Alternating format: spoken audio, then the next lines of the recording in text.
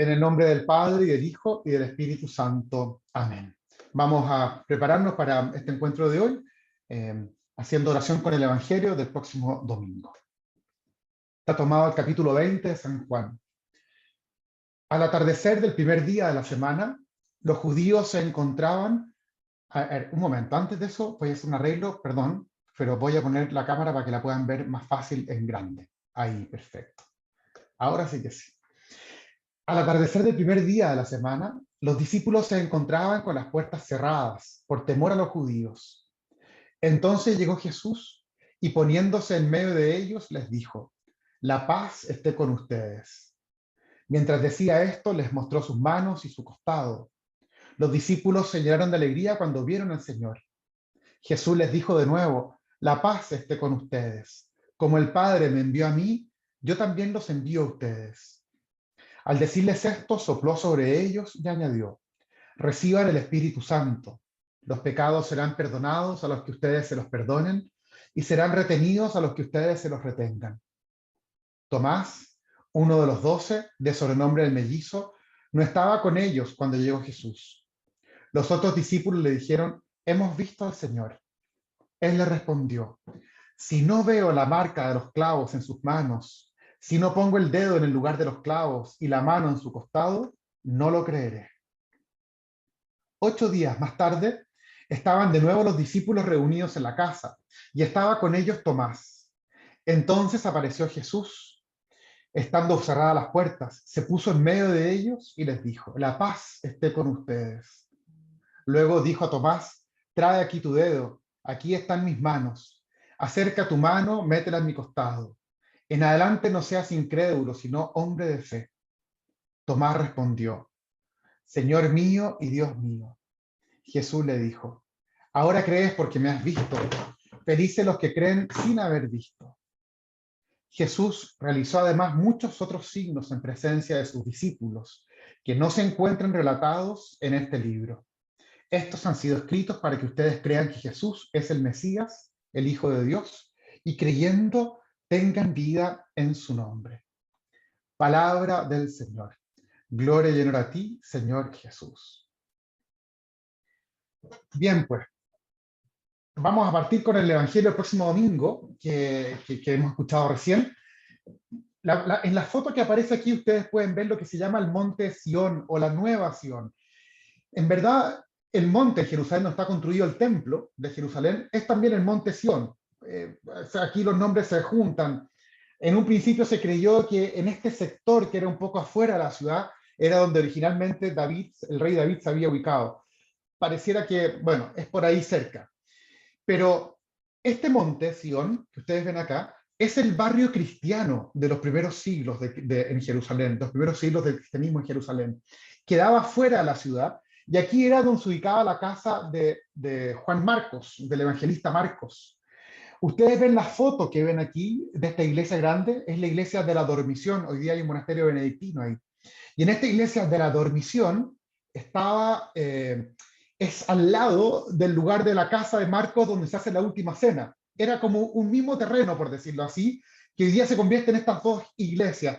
En verdad, el lugar de la última cena hoy día no es iglesia, sino que está en manos de los judíos. Ese lugar se puede visitar, porque hay una tradición de que ahí habría estado la tumba del rey David, en el piso de abajo, y en el piso de arriba es donde se recuerda el lugar de la última cena. Imagínense la confusión.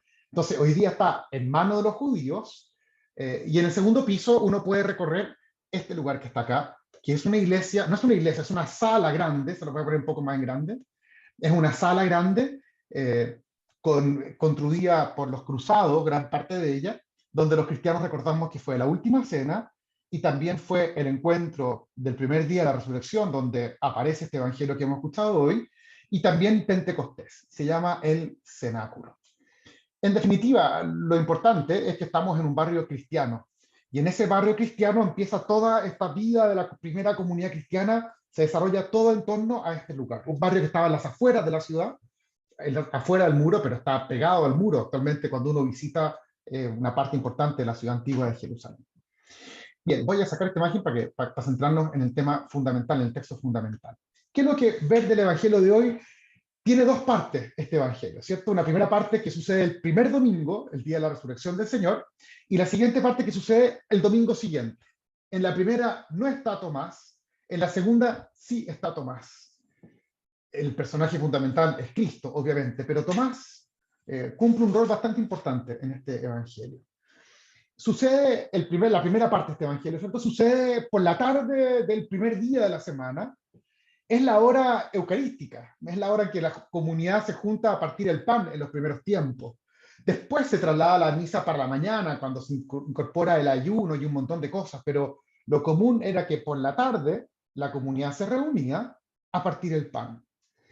Y aparece aquí varios elementos que son interesantes. En primer lugar, están con las puertas cerradas.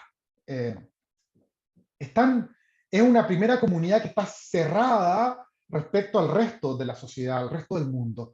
Dos cosas, una mirada positiva, es una comunidad que es distinta al resto del mundo, es una comunidad que no quiere funcionar con los criterios del mundo. Por eso tal vez este límite que se le pone a esta primera comunidad cristiana.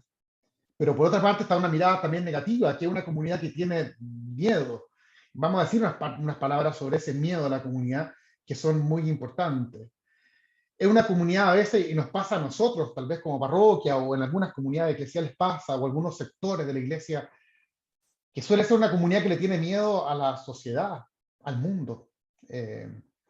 Pienso, los judíos, perdón, los primeros los discípulos, los apóstoles, tienen miedo porque ha muerto Cristo y porque no saben qué va a pasar con ellos, no saben cómo van a funcionar, no saben qué les espera.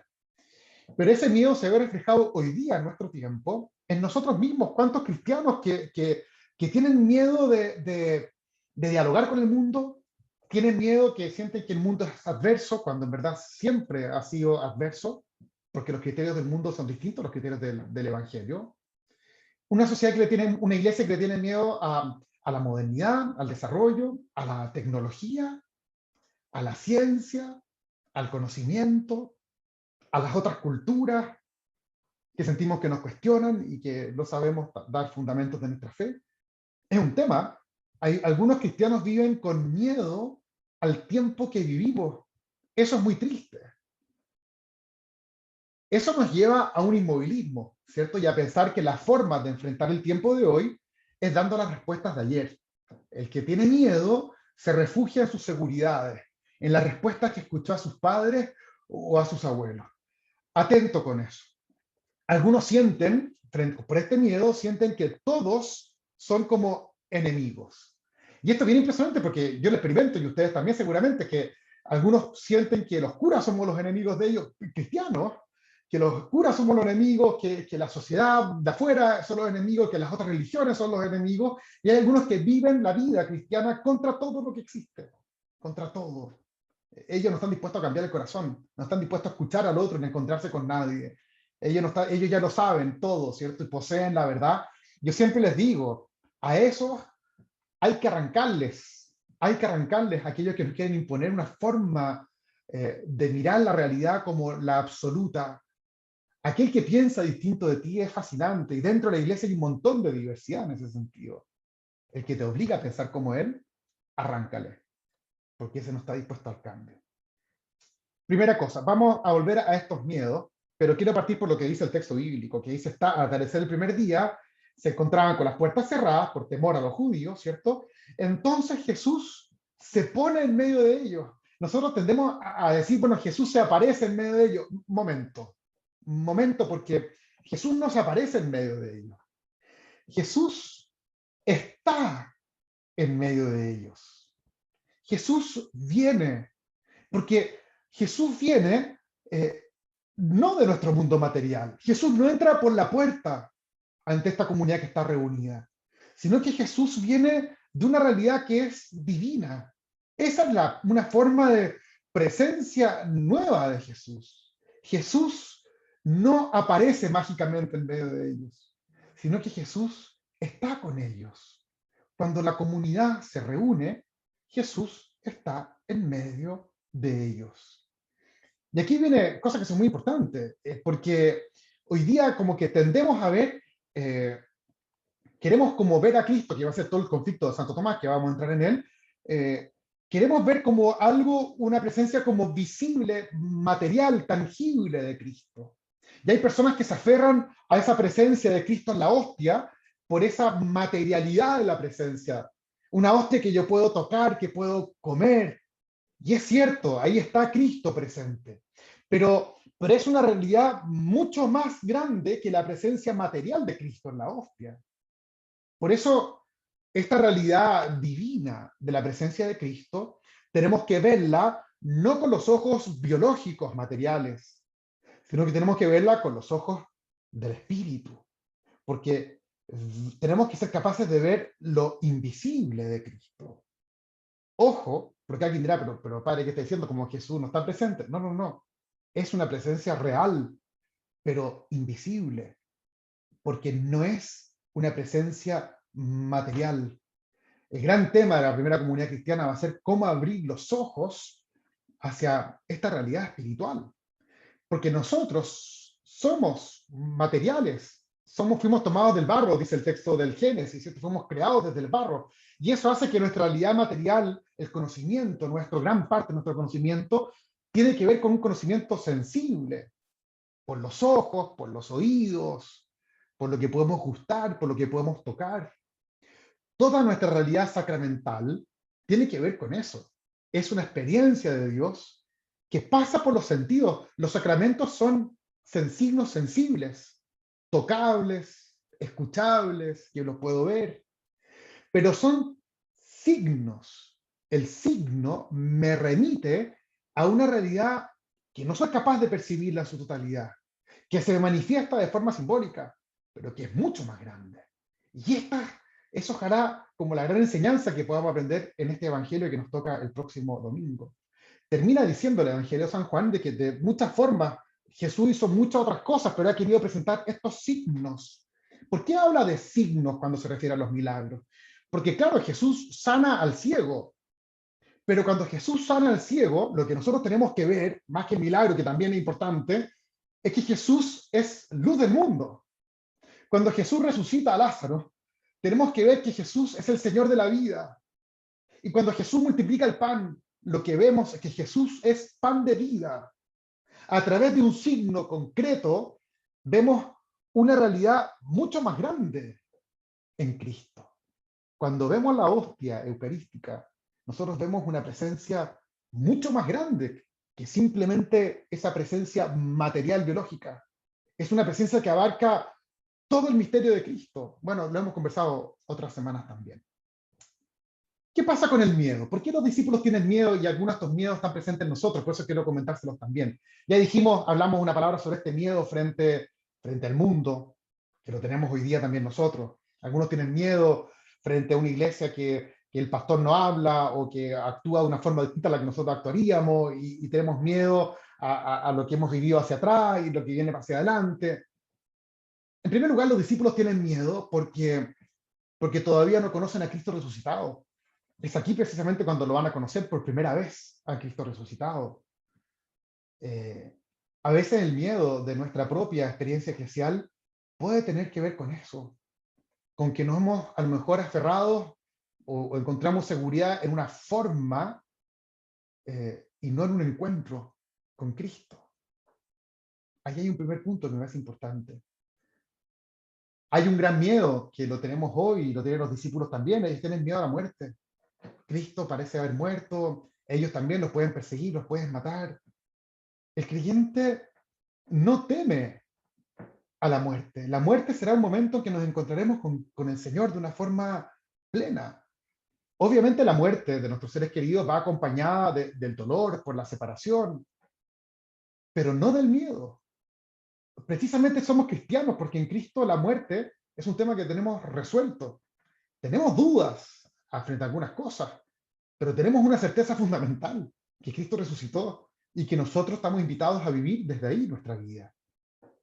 Entonces, en Cristo vemos, Cristo cuando muere y resucita, Cristo se introduce en el mundo del Padre. Y eso es una certeza para nosotros. Y nosotros nos introduciremos después de nuestra muerte biológica en esa vida junto al Padre. Eso es una certeza. Y frente a la muerte, no tenemos miedo entonces. Hay un miedo de enfrentarse con aquellos que no han querido aceptar a Cristo. Le pasa a los apóstoles eso. Y nos pasa también a nosotros. Eh, Cristo envía a sus discípulos como cordero en medio de lobos, ¿cierto? Y bueno, algunos le tienen miedo a los lobos. A nosotros nos puede pasar que hoy día sentimos que un mundo que nos absorbe, que nos pasa por encima, que usa unos criterios que nos ganan por lejos en algunas cosas. Atento, el Señor no nos manda a imponernos como se impone el poderoso hoy día en la sociedad. El Señor nos manda como corderos en medio de esos lobos, porque sabemos que el mensaje del Evangelio es capaz de transformar esos corazones. El miedo nos lleva a replegarnos sobre nosotros mismos, a encerrarnos, al inmovilismo, a pensar que todos son enemigos de nosotros. Eh, si, si damos testimonio de nuestra fe con miedo, con un complejo de inferioridad, ¿cierto? No llegamos a ninguna parte. Es un testimonio que no convence, que no transforma. A veces tenemos miedo de un rechazo, ¿cierto? Eh, bueno, tenemos miedo a anunciar la resurrección. Como San Pablo, lo que vemos que es un fracaso a veces. San Pablo en Atenas anuncia un montón de cosas de Dios y cuando habla de la resurrección le dicen, bueno, otro día hablaremos de eso. Muchas gracias, San Pablo. Nos pasa eso, que nosotros a lo mejor sí, algo hablamos del misterio de Dios, pero ¿somos capaces de transmitir la experiencia del resucitado? Porque eso es lo fundamental. ¿Declaramos nosotros que hemos visto a Cristo resucitado, que lo hemos experimentado? Los jóvenes de hoy, en medio de sus amigos, de sus carretes, ¿se atreven a dar testimonio del resucitado? ¿O tú en el mundo laboral? ¿O pienso en los políticos? En este tiempo estamos de campaña y tantos candidatos son cristianos. ¿Dan testimonio del resucitado en esas dimensiones de su vida? ¿O tienen miedo? Miedo a la no aceptación. Bueno, interesante este Jesús que aparece, ¿cierto? Que no aparece, ya se pondrá atención, Jesús está en medio de la comunidad. Cuando partimos de la misa se oscurece, el Señor está con ustedes, el Señor esté con ustedes, porque es el deseo de esa presencia. Cuando la comunidad se reúne, el Señor está con nosotros, ¿cierto? Y vemos que lo primero que le dice Cristo, que es lindísimo, porque es el primer fruto de la resurrección, la paz esté con ustedes. Frente a aquellos que tienen miedo, frente a todos los miedos que nosotros tenemos en esta realidad distinta de la vida, la paz está con nosotros. Y si la paz del Señor está con nosotros, ¿qué miedo puede quedar en nosotros? Hay una nueva forma en que Cristo está con nosotros. Y eso es lo que celebramos cuando nos reunimos en comunidad a partir del pan. Y esta nueva presencia está determinada porque Jesús les muestra, ¿cierto? Las manos y el costado. Soy yo. No tengan miedo. ¿Por qué les muestra las manos y el costado? Porque es su nueva identidad. La identidad para nosotros tiene que ver con el rostro, ¿cierto? Yo reconozco a una persona o a otra por su rostro. En Cristo son sus manos y su costado lo que nos determinan su nueva identidad. ¿Qué es lo que son las manos de Cristo? Lo que Él hizo, sus obras. ¿Qué es lo que es el costado? Bueno, del costado de Cristo en la cruz salió la sangre, derramó todo por nosotros. Esa es su identidad. Y su identidad es que todo es amor, sus obras, su entrega, ese todo amor es la nueva identidad de Cristo. Una identidad que nosotros conocemos en la Eucaristía. Yo entiendo toda la discusión que se ha producido en este último tiempo sobre la presencialidad en las misas y la libertad de culto, y un tema muy interesante y muy actual, y tendrá que seguir profundizándose, porque es impensable nuestra fe cristiana si no hay Eucaristía. No la podemos, nuestra fe, nuestra experiencia del resucitado es eucarística. O si no, no es cristiana nomás, no somos católicos si no es eucarística, se encuentra en el resucitado. Yo puedo rezar, y mucho en mi casa, y lo estamos haciendo, pero necesito encontrarme contigo, encontrarnos en la Eucaristía, para experimentar al Cristo resucitado, que es el fundamento de nuestra fe. No es solamente un tema de creer en Dios, sino que para los cristianos la experiencia de Cristo es una experiencia eucarística, es una experiencia en la caridad. Suceden muchas cosas, los envía al mundo para que comuniquen al mundo, dice, como el Padre me envió a mí, yo los envío a ustedes, para que muestren esas manos, manos que nosotros mostramos con nuestras obras. Participar de este reino que Cristo nos propone significa precisamente entrar en esta dinámica de la caridad, de como una forma de vida para nosotros. Les reciban el Espíritu Santo, es la misma expresión que se utiliza en Génesis 1, cuando sopló el Espíritu sobre este hombre que había hecho de arcilla, y el hombre tiene vida. Aquí hay una nueva vida en nosotros que Cristo nos transmite con su Espíritu. Somos hombres y mujeres nuevos. Esa es la propuesta de este Evangelio. 8 días después, dice el texto bíblico, bueno, ¿qué es lo que pasó? Tomás no estaba. No estuvo en ese encuentro y bueno, yo tendría que ver, tocar para creer. Conocemos esa expresión, ¿cierto, Tomás? Usted, bueno, me acuerdo que el año pasado cuando conversamos este Evangelio se los comenté, pero es muy interesante. Tomás tiene un tema, se llama Tomás el mellizo, pero nunca aparece el mellizo, el gemelo, el dídimo, nunca aparece quién era su hermano, digamos. Es gemelo porque es como nosotros, Tomás. ¿Y qué es lo que tiene Tomás? Hartas cosas muy interesantes. La primera es que Tomás no estuvo ese domingo. No estuvo cuando tenía que estar, porque es parte de los 12. Y el que no haya estado es muy significativo porque de todo lo que se perdió Tomás, se perdió de la experiencia del resucitado, se perdió la experiencia de la paz que Cristo le estaba ofreciendo.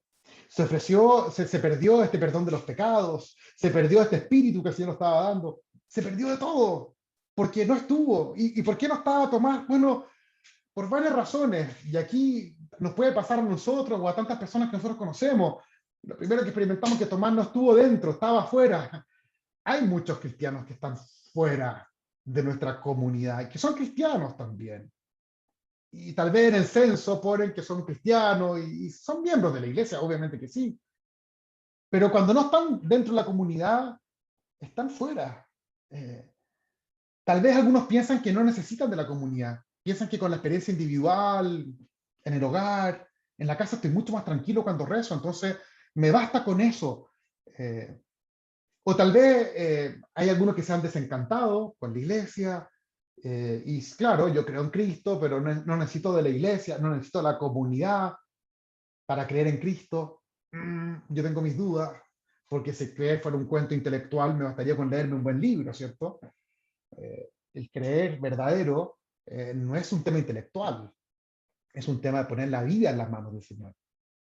Aquel que se ha desilusionado con la iglesia porque es anticuada, porque no responde a los problemas de hoy, entonces se aparta un poco de esa iglesia, o aquel que se desilusiona con la iglesia porque es muy de avanzada la iglesia y yo no quiero cambiar, o porque está muy callada, porque habla mucho.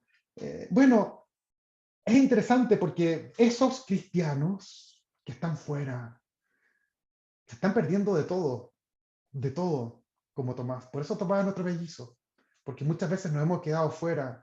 Yo siempre les digo, hay dos preguntas que me hacen después de que tenemos tan linda celebración en la parroquia. Bueno, este año es distinto porque estamos con la pandemia, pero están aquellos que dicen, Padre, ¿cómo estuvo? Y aquellos que dicen, Padre, qué lindo estuvo. ¿Cierto? No es lo mismo. No es lo mismo estar que no estar. Y es bueno que aprendamos que hay momentos en los que hay que estar. En los que hay que estar. Yo siempre peleo por muchos años de aquellos que van al retiro de Semana Santa y no van a la vigilia pascual.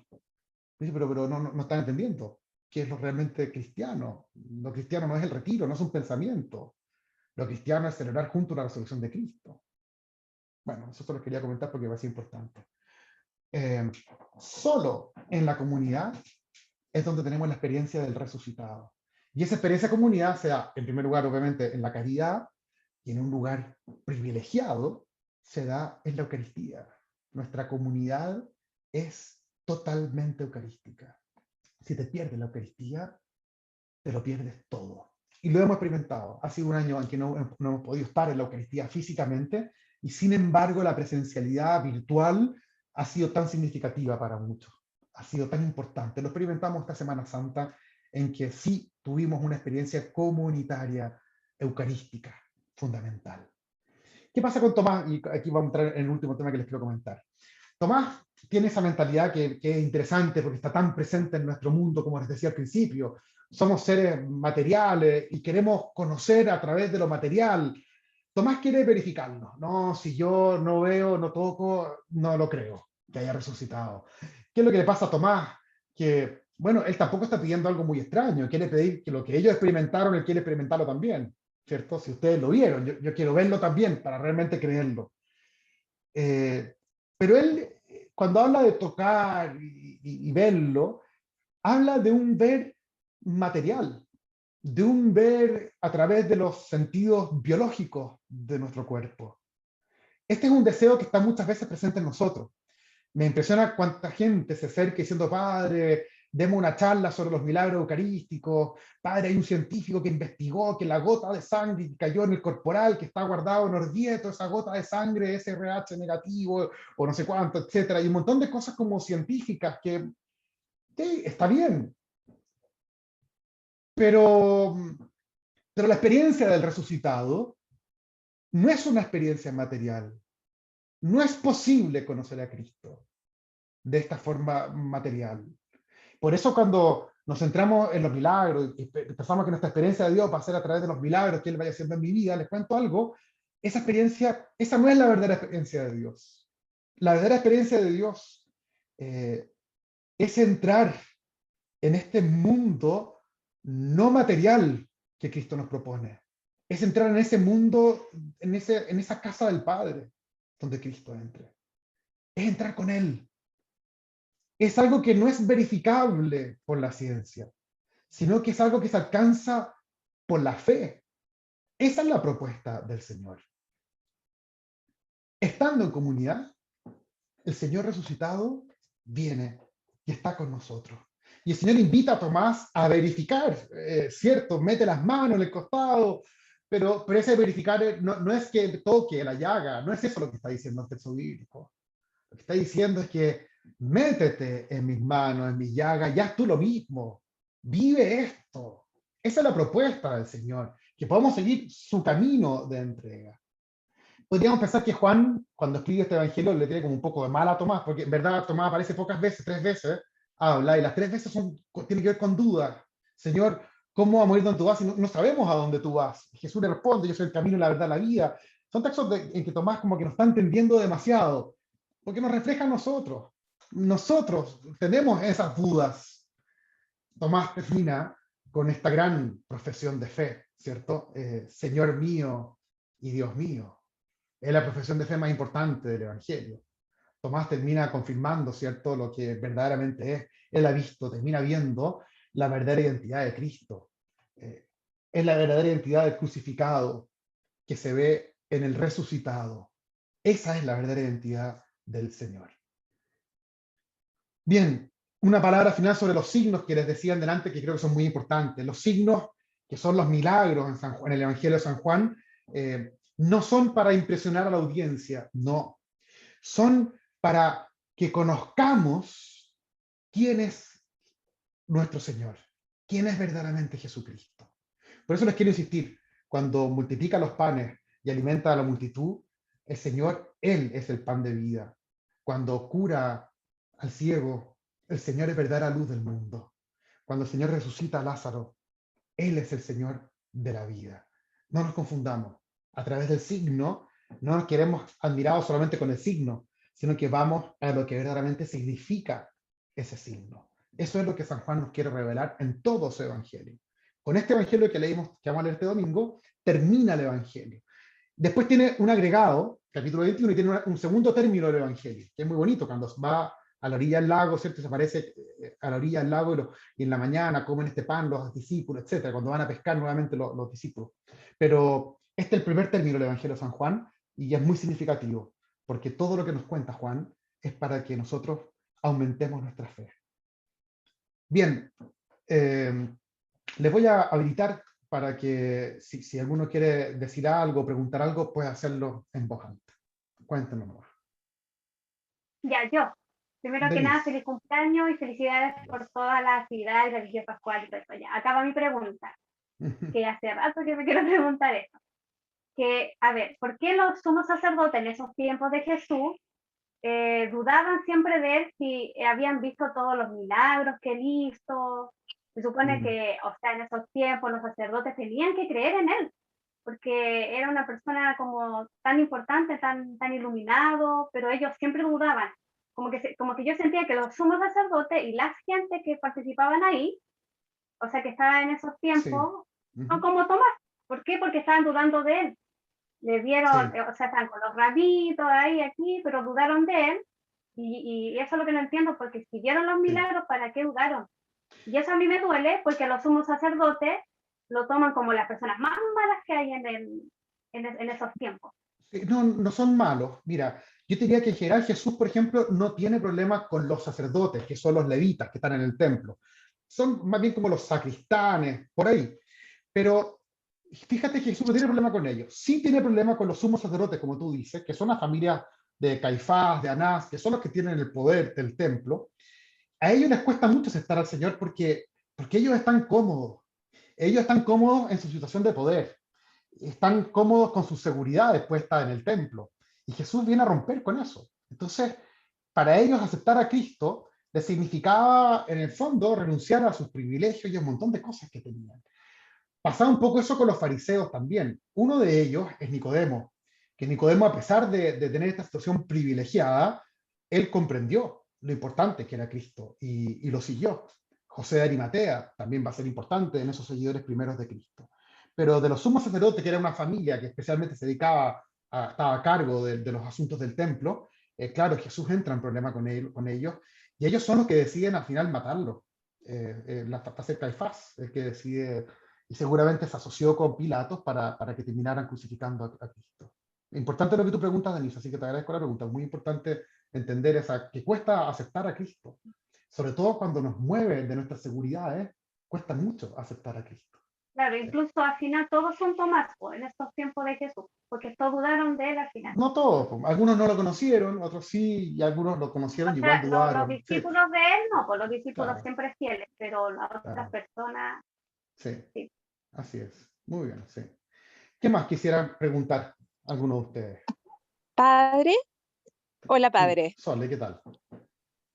Qué importante encuentro yo que es el rol de la oración contemplativa en ese encuentro personal con Jesús resucitado para poder transmitirlo a los demás después y gozarse de él en la Eucaristía. Encuentro que es fundamental. No sé qué piensas tú. Para mí ha sido, por lo menos en mi experiencia personal, muy importante. Sí. Fíjate, Sole, que hay una relación muy importante entre la oración contemplativa y la Eucaristía. Mira qué rara la relación, porque la oración contemplativa es en tu pieza, calladito, ¿cierto? Como aislado del resto. Y la Eucaristía, en cambio, es comunitaria, esencialmente comunitaria. Son necesarias esas dos realidades y se complementan de una forma muy plena. Y no son cosas distintas. Ahora, la pura oración contemplativa no te lleva a Cristo resucitado necesariamente, no sé si captas.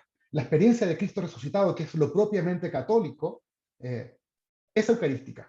Y por eso creo yo que es muy importante entender que la oración contemplativa nuestra se complementa con esta Eucaristía. Yo siempre digo, la Eucaristía es la columna vertebral de la vida cristiana, de la vida espiritual cristiana. Es fundamental. O tal vez es como, la mejor expresión que yo encuentro es como uno de los pulmones. Respiramos con el pulmón de la caridad y respiramos con el pulmón de la Eucaristía y de la oración. Y digo junto porque la Eucaristía es la oración de la iglesia. No hay oración más plena en la iglesia que la oración eucarística. Y sin embargo se complementa con esa experiencia personal de contemplación, de estar con el Señor tranquilo en el silencio de nuestra casa, en esa oración contemplativa. Es una suma, es un complemento, no compiten, se perfeccionan mutuamente, se complementan mutuamente. De hecho, te va a pasar solo, y te pasa seguramente, que cuando uno empieza a hacer la oración contemplativa, está mucho más encantado en la Eucaristía misma. Es raro, pero es que es lo Por mismo. supuesto, Es lo mismo. sí, de Sí, todas maneras, sí, me parece. Muy de bien, todas Sole. maneras. Bien, pues. ¿Quién más quisiera comentar algo, alguna pregunta de este evangelio o del resucitado, que no es tan fácil de entenderlo? O a lo mejor sí, ya está más fácil, no lo sé. Yo le aseguro que me van a escuchar y yo voy a ir al edificio a tocar. Yo creo que estamos escuchando otra cosa, esa no era una pregunta, me parece. ¿Alguien quisiera comentar algo más o estamos bien ya? Yo creo que ya estamos, me parece. Yo, padre, yo. Anita, a ver, cuéntanos. Hola, ¿cómo estás? Feliz Bien, cumpleaños. gracias, Anita, muchas Aquí gracias. todos los correos le mandan feliz cumpleaños. Muchas gracias. Padre, cuando uno se encuentra con un grupo de personas que no son creyentes, que piensan en el fondo que no son cristianos, o sea, que no son católicos en verdad, ¿cómo uno puede demostrarles esa experiencia del Cristo resucitado? Yo personalmente no tengo miedo a hacerlo, pero ¿cómo hacerlo sin agobiar, sin entrometerse en el fondo en sus pensamientos, en su corazón, en lo que sienten, en lo que creen? Siempre le pregunto algo parecido, Sí. pero me gustaría saber cómo hacerlo, porque a mí me pasa muy, muy seguido enfrentarme con todas las personas diferentes a lo que yo creo en el fondo. Sí, y eso es muy bueno, Anita. Eso es una experiencia muy bonita, conocer gente que piensa distinto, y sobre todo gente que es abierta y que no lo rechaza a uno por cómo uno piensa. ¿Cierto? Es muy importante eso.